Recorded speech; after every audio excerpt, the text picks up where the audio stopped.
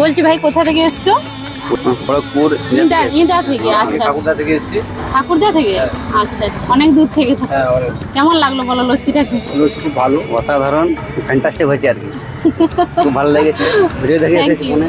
Video দেখে এসেছো? Video দেখে আর রিসেন্ট ভিডিওগুলো পাচ্ছো আমার? না না পাচ্ছ না?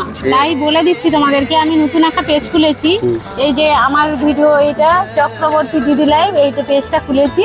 তোমরা ফেসবুকে নতুন নতুন এবার ভিডিও পাবে। আচ্ছা। আর ওই চ্যানেলটা কিছুদিনের জন্য বন্ধ আছে, ওটা ফেসবুক কি করে দেখি, তারপর ওটা ঠিক করবো। বলছি দাদা, ঠাকুরদা এদিকে কোথায় এসেছিলেন নাকি? এখানে আমি খড়গপুরে ছিলাম শ্বশুরবাড়ি, যে আপনার এই পেজ দেখে তার জন্য আমি তো জানি আমার ভিডিওগুলো অনেক দূর দূর ছড়িয়েছে। আরো আরো ভালো ভালো ভিডিও দিতে চলেছি, যেটা আরো মানুষের 5 জনের কাছে যাক, আমার লস্যিটা আরো একটু 5 জনের মানুষ খাক, সেটা আমি চেয়েছি। এত দূর থেকে এসেছেন, আমি খুব খুশি। সেই জন্য আমরা দাঁড়িয়ে আজকে লস্যিটা খেলাম, খুব ভালো, খুব দারুণ স্বাদ। দারুণ স্যার। হ্যাঁ। আচ্ছা আচ্ছা।